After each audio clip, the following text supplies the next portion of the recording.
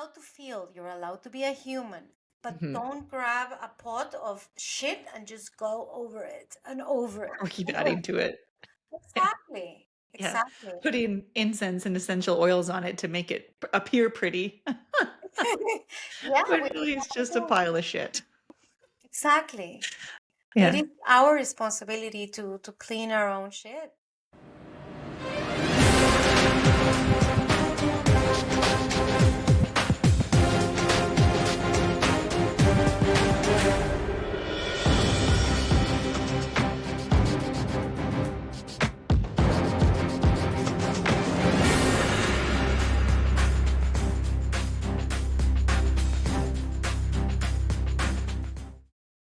Something interesting that I've noticed about just my own path right now too is like I have this journal that I created, for example, and I started this YouTube channel. And I told myself this was over a year ago, and I'm sure you remember. I was like, I'm going to do one episode a month, like one YouTube episode a month with my journal and talk on some topic, blah, blah, blah. And so that kind of like got easier, obviously, as the year went. And then it just wasn't easy anymore, between capacity, recording. I ended up not journaling. I ended up just stopping journaling because I was like, I don't have time to set the recording. And every time I would go to my GoPro, it was like not charged. And I'm like, oh, now I gotta wait. And it became more of like a problem than something that was serving, And so I just haven't done it now since February was my last one, which is not that long ago. And that's totally fine. This wasn't my goal for this year. Like part of what I wanted to do was continue with the channel, but not be so structured in it. Cause last year I was like every month, every month, every month. And it's like, I'm that type of person that if I put my mind to something, I'm 100% committed. But then it's like the moment I give myself that permission to change, like I can so easily drop something. We have taught that we have to finish what we start. I know. Always. I know. It's like we coach on this all the time. Sometimes we're reading a crappy book that we don't like, but I have to finish it. Or I start Mhm. this project, I have to finish it. And we don't give ourselves permission to shift. And when something starts to feel like another to do in your freaking long to do list, then why are you doing it? Right. Because as you said, it's not bringing value, not to you and not to the people that you want to serve. No, because it was just getting so late anyhow. And it's like I want to just be the channel anyhow, Yeah. Like this is what I'm looking forward to sharing. And even just sharing my own ideas, it doesn't need to be behind the journal. And I found that as soon as I gave myself permission to just whatever, be in the flow of it, I always have something to talk about. You know me, I can talk for fucking ever. But it's like I have already hit my journal every day since then because I'm not feeling the need for it to be so organized or structured, I, So it's like got me back into my journaling again, which is why I was doing it in the first place because that's what I love. So it's funny how, yeah, we put this little pressure on ourselves and what fucking for? And with this whole business of personal growth and personal transformation, like every little activity that we used to love, just because it filled out our tank, we have somehow converted it into I have to create a system for this and just Mm-hmm. share everything and create a business out of it. Why the fuck? Mm-hmm. And if you go and see social media, there are some people that I loved and I followed, and it's just like they have to follow a structure, and sometimes it's not even them, it's a team, and then you lose that yumminess, that Mm-hmm. zest that was in when the person was doing it because he felt like it. Yeah. And that Yeah. doesn't mean that we have to leave our shit behind or just jump from one thing to the other, but it's to allow ourselves to be multi-passionate. Right. And just present. I think Yeah. more present to what's actually necessary for the day. We get so stuck in our routines, and routines they serve me for sure. My brain, like yesterday, oh my God, Fran, my list is 14,000 miles long, as you know. Yeah. And I was walking past my cupboard and I've recently painted my kitchen and I love it. It's like this dark green. It matches kind of like my plants. And then I got all these individual knobs instead of handles for the cupboards. I put like hand painted knobs on and they're all different colors. Oh, I wow. love it. and it just looks so good. So I walked past my closet and it had the silver knobs on it still. So I was like, I can change those out in 2 seconds. But one of the knobs, when the person put the closet together, like the previous owner, I'm assuming, used power tools. And so the end of the screw like Huh? mushroomed into the knob itself, and so it wouldn't twist off. And so what turned into a like 5-second project, I spent 15 minutes wrestling with this knob and getting so mad, and then thinking like, this wasn't even on my list today. Like, what the fuck am I doing? And I'm talking to myself out loud, going, you're wasting time, you're wasting time. But my brain like could not let me not get the knob off. Yeah, I had to break it. It had to break to come off. Yeah. And I asked for help. Jimmy came over and I was like, please muscle this off for me. I need to check it off my to-do list. Yeah, I need to check it off. But it's just like my brain would not allow that thing to go unfinished. It's so bizarre. And it's such a little thing. Yeah, but it's a lot. Joy's. I went last week to a retreat in the Monroe Institute. And it was in Charlottesville, which I've never visited before. Beautiful town with the most beautiful trees. And I get to this retreat in the mountain.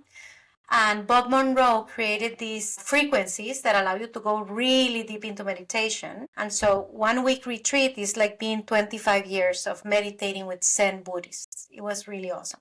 And you know me, I don't have that much patience or zero patience. And for me, sitting down, being completely quiet or being completely present it was hard. So I go to this place and they connect you, and literally, this is scientifically engineered. It just allowed me to be present in the moment. And for 1 week, I got off the really fast going train, and I was only asked to be a human, because I went with all of my intentions and I want to create my purpose and have a clear guideline of where I'm going, and I want to work on my patterns. And the universe was just like, no, shut up and just be. And when I allowed myself to be, I mean, I've done so much healing work throughout my life, family constellations and inner child work and ayahuasca and you name it. And in that week, just by allowing me to be, I did more healing than I've done in such a long time.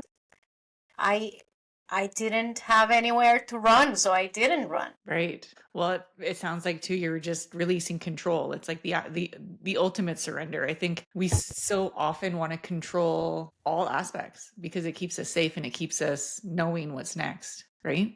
It's like, what does it actually feel like? And I know for myself too, I feel like, oh, I've surrendered. Come on. I've been doing this work for years, and it's like, have you? You have to tell yourself you've surrendered or you surrendered. I was listening with my nephew the other day, the Frozen songs. Let it go, let it go. Yeah. All Frozen is about being present and into the unknown. There is a song called Into the Unknown. Frozen 2. Yeah, I know. It's so much wisdom from Disney. But I was like, fuck, we say it. But do we do it, as you said? Right. And it's not an easy task to let go of it. We want to know what is going on. And our brains are designed to keep us safe and to make patterns. And based on our past, create patterns of what predict the future in a way. Mm-hmm. So the only way that we can break a pattern is when we actually just say, okay, I'm going to really release control. Yeah. And like, I know embodiment is so important in this too, right? We talk about going to the body, feel the body, you got to feel it to heal it, move through the emotions that are in you, all of that stuff. And I sit here as somebody who loves teaching this to other people. I love it. And I love watching other people go through it. I've been through it myself as well. And also, I much prefer to just intellectualize things. So it's like, where's the balance between what is right and, a quote unquote right, because there is no right. It's all individual. But for me, it's like intellectualizing it, processing it through words, speaking it out, understanding the core behind it often feels like enough for me, and maybe that's because I've blocked off feeling or I've protected myself. But it's like, why does that excuse need to be there also? Why can't I just process in my brain? This is a great observation, because people think like, oh, I heal, I have to cry my eyes out. Fuck no. Yeah. Sometimes you just need to take a walk. Sometimes you need to punch a wall. Sometimes you need to go out with friends and just have fun and talk about stupid stuff that have nothing to do with your issue.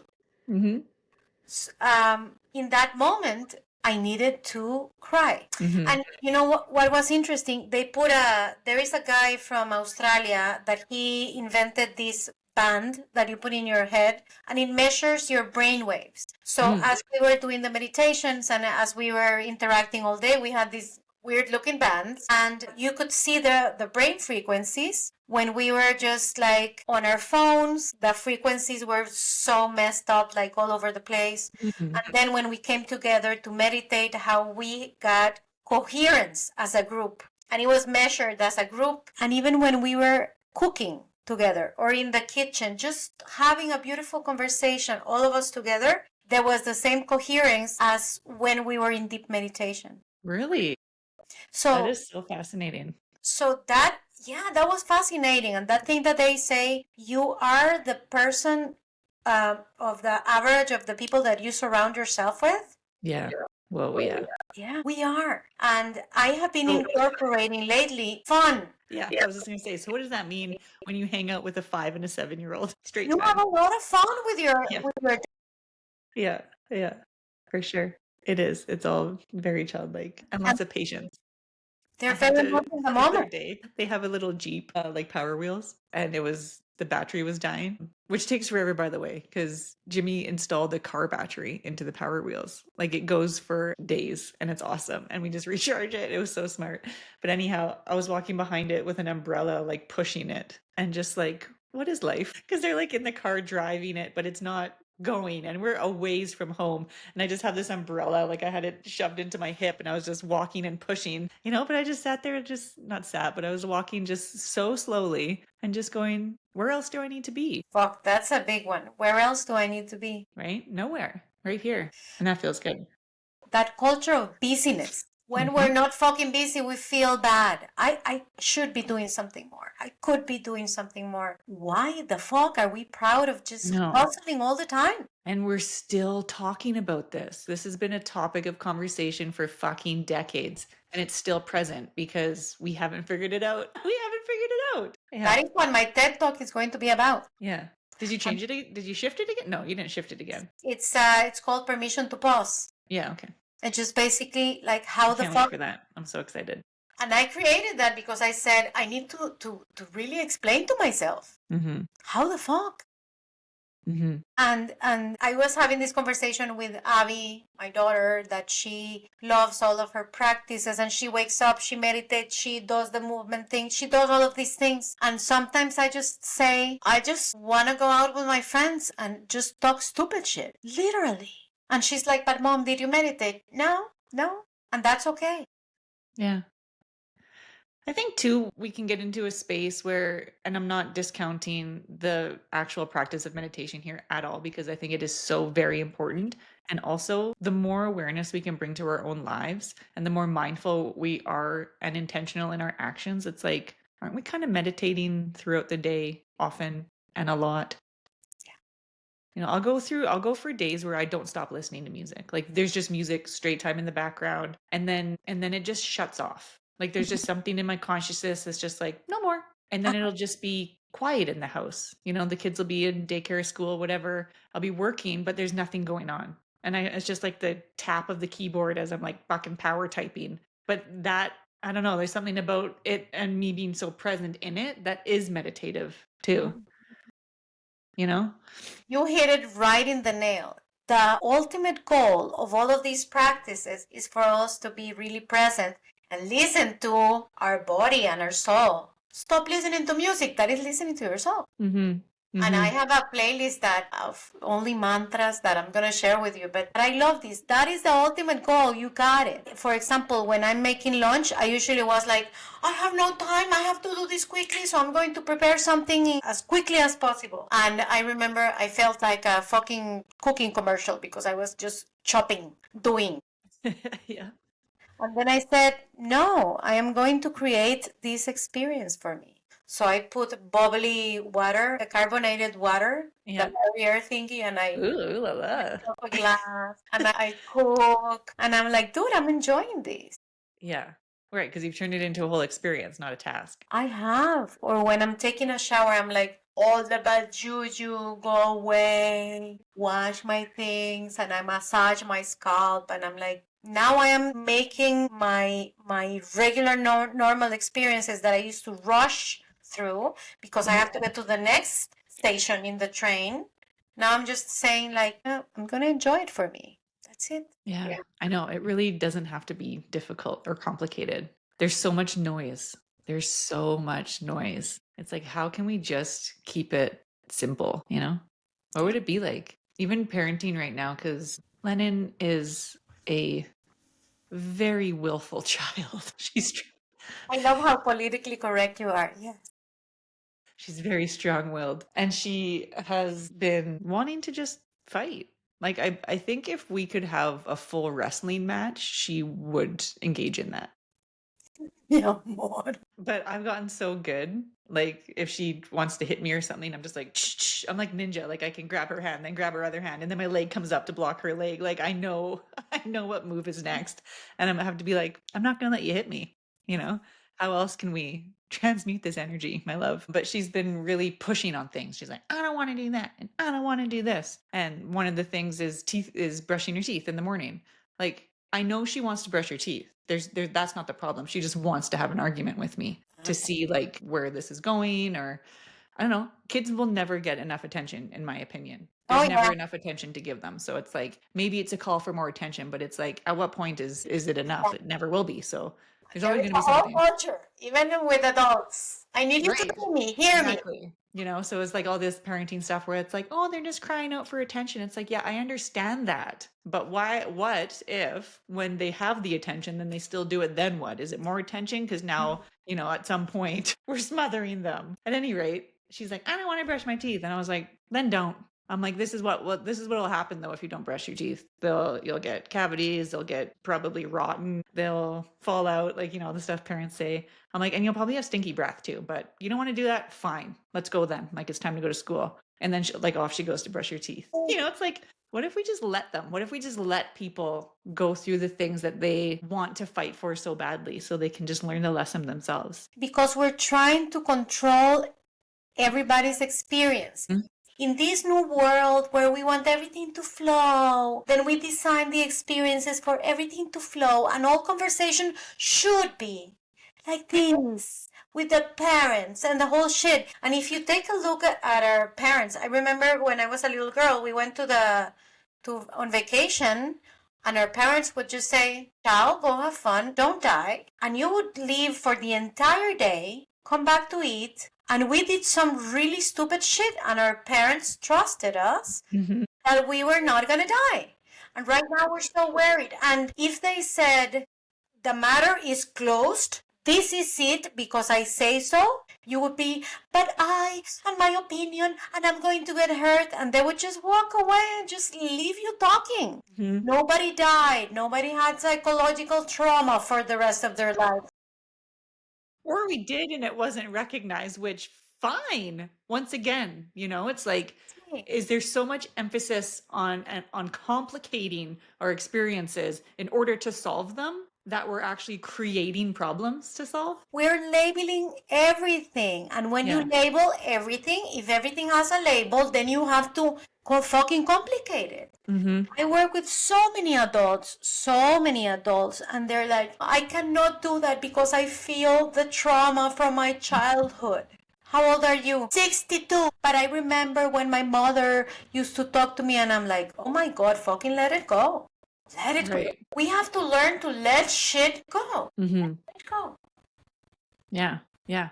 Connect the thread, you know? Once again, talking about victim versus owner, like this conversation is always just relevant where it's like, so what? And maybe this is cold and okay, you know, it's not for everybody. It's not for everything. And it's not for everyone's going to learn in their own time, divine timing. Fully commit to that. And also, so fucking what? You know, a lot of people have gone through some bad shit, some heavier than others. But at some point, it's like, it's your responsibility to deal with it. You might not be responsible for the pain or the problem or the reason why it's there, right? Things happen to you for sure, but it is your responsibility today to do something about it. So it's like, how can we just take that and fucking do something about it so you can carry on with your life. Exactly. And I love the victim versus owner approach that you bring. And I love always that you're very direct. This is why I love you. Because shit will happen to everybody. Life happens to everybody. And it is how you respond to what happens to you that is going to change your life experience. And ultimately, it's your decision. I have seen people that just, my doggy died 10 years ago and I still miss him. And I'm like, dude, let it go. And when you go into the victim mentality, no matter what happens, if you broke a nail or you open the fridge and there are no vanilla ice cream in your fridge, if you have the victim eyeglasses, you're going to see everything as a fucking victim. And then what happens with your life? Poor me. Poor me. Yeah. Poor me. And he got stuck in it. I think about my dog often that died. Rooster, you know, he was my boy. He was with me through so many, many things. And more often than not, I had and it'll still make me emotional today, is like him and I've been like, Rue, buddy, it's just me and you, man. It's just me and you. Like I always just felt like doesn't matter what happens, he's going to be there to go for a walk and go for a hike and, you know, be my companion. And then he died. And it's like a part of you dies with it. And then you can remember and have that memory as something warm and inviting and a reminder of what you value, not poor me. Like I miss him so much because I do. And also I'm not going to let that impact how I live my life moving. You're allowed to feel, you're allowed to be a human, but don't grab a pot of shit and just go over it and over it. Or keep adding to it. Exactly. Yeah. Exactly. Putting incense and essential oils on it to make it appear pretty.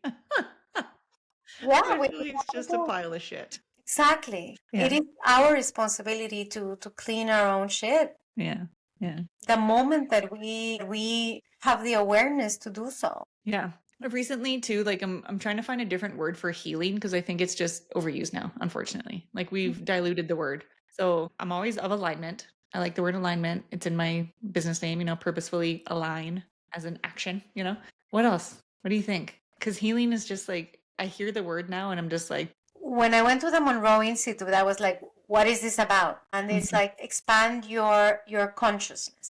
And when I got there, I was like, oh, I'm going to become enlightened. I mean, I didn't know what the fuck I was going to do, right? But it was a trip.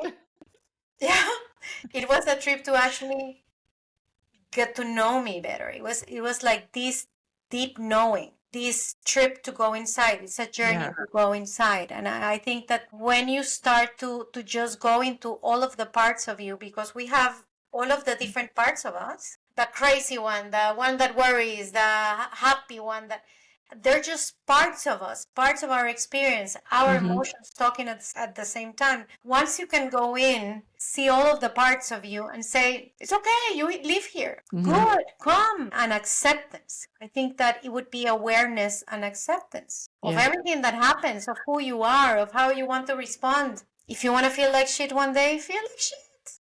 Then right, just don't get stuck there unnecessarily. Yeah, exactly. Yeah. Well, even the word enlightenment, it's like, you're right. I have this visual like, oh, I'm becoming enlightened. My crown chakra is opening and I'm connected to the cosmos and to the divine and grounded in earth. And it's like this open thing. But when you hear the word enlightenment, it's like it's inside. It's bringing light to what's inside. You know, the more we know our true selves, and like you said, all parts of it, the more we can then connect to the oneness that we all actually are. And it is actually remembering that we're a channel. Don't push. A frequency. We're energy. Yeah. Allow it. And that oneness, that is a topic that we discussed that was so great. Yes, there is this oneness, and oneness divided itself into many parts, so it can experiment itself in different parts. This is why life throws us different situations, different people, because our soul wants to experience being human. Love, loss, happiness, trauma, all of it. Yeah. Our soul is in a playground, and I love the way that they presented it like a big theater play. Some people come to play the temporal role of the asshole to help you discover something in you. Mm-hmm. And sometimes you play the role of an asshole, Mm-hmm. or the role of the caregiver, or the role of the friend. We play different roles because our soul is constantly learning. We're constantly learning. And if we see it like, oh my God, he's the asshole, he hurt me, I will never forgive him, we go into victimhood. But if we see it like, well, that is the role that you did. Thanks to this, I discovered this about myself. Thank you. When have Exactly. I been the apple Gratitude. to somebody? Gratitude. Yeah. Dude, we're all playing this life theater thing. Mm. That's it. And you can decide to go and cast in another play, audition in another play, or you can decide to stay in the same crappy play that you're in. Yeah, your dog agrees. What are we always working toward? There's this end goal, but is there? Because once we hit that goal, we don't stop. We keep going on to the next iteration, the next thing. So it's like, at what point, and maybe this is where intention, like circling back to this kind of start of this conversation where it's like we can be mindful in most things that we do. Isn't the intention just that period? Yeah, just Right? fucking be. Just fucking be. I know I've shared this before, but when I was a little girl, my brothers used to take the water hose in sunny days, and they were like, a rainbow. Mm-hmm. Go look for the pot of gold. And I would spend hours. They would just laugh their asses out as I would try to find the pot of gold at the end of the rainbow. And in life happens like that. I run to my next goal because I want to be this. I want to create this. I want to do shit. I want to have the best kids. And we are constantly looking for the pot of gold at the end of the rainbow. We never fucking stop to look at the rainbow itself, that the rainbow itself is the miracle. Right. That it's is the it's miracle. in the doing of all those things where the lessons are coming and the experiences are coming and the emotions are coming.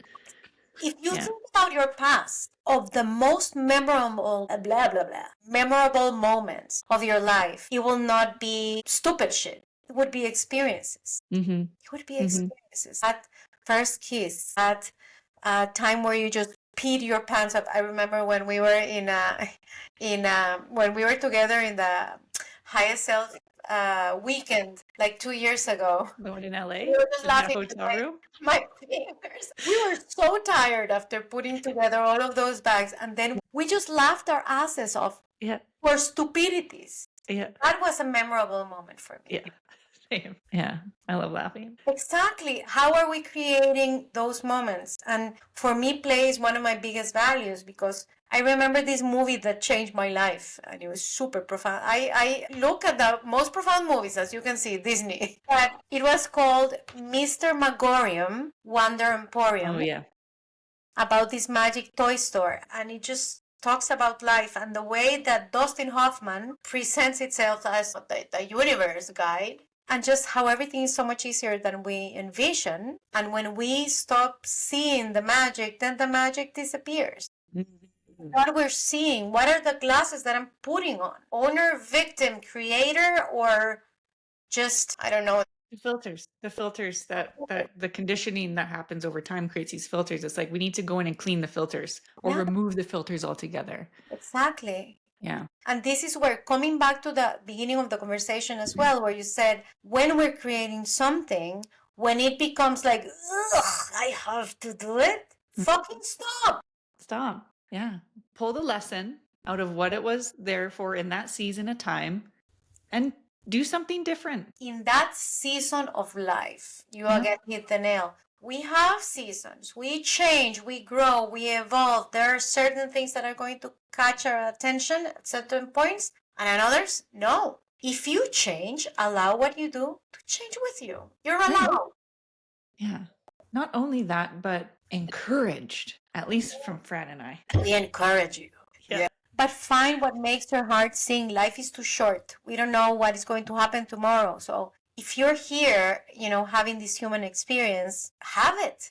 This is the ultimate lesson in all things, is like that we have the power to choose what we want to do and how we want to feel. Yeah. Yes, that does, as a statement, that feels really far away for some people, but it's reality. And the truth of the matter is that you get to choose. You get to choose. Yeah. You can suffer or you can play, or anything in between, but it still can be a very conscious choice. My brother shared with me something the other day that I loved, and it was like the life's biggest treasures are not found in what you can buy or you can achieve. They're found in the things that you cannot own.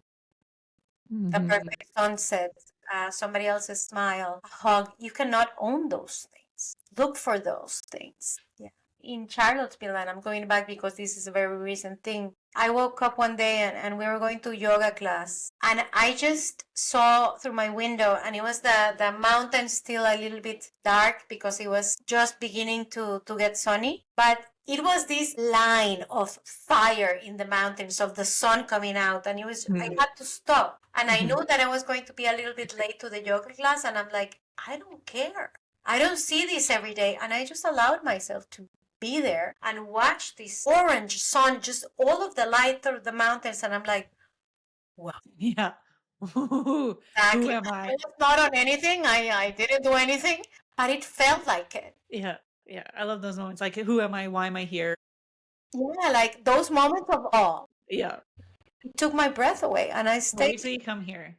Oh, well, are you gonna be here one day? We get sunsets like this because I live on a plateau in the prairies, so it's like they're of epic proportions most days, and it's like the girls and I often will wake up before the sun sometimes too, and get to watch the whole show, and they know it's like, wow, look at it today. And I remember Lennon one day was like, that's dumb. I'm like, Huh? it's like, okay, she's at that phase of her reality. Yeah, The she's in sun that rises then. phase, and allow her to be in that phase. Yeah, right. It's like, whatever. Okay. It'll come back to you one day, I'm sure.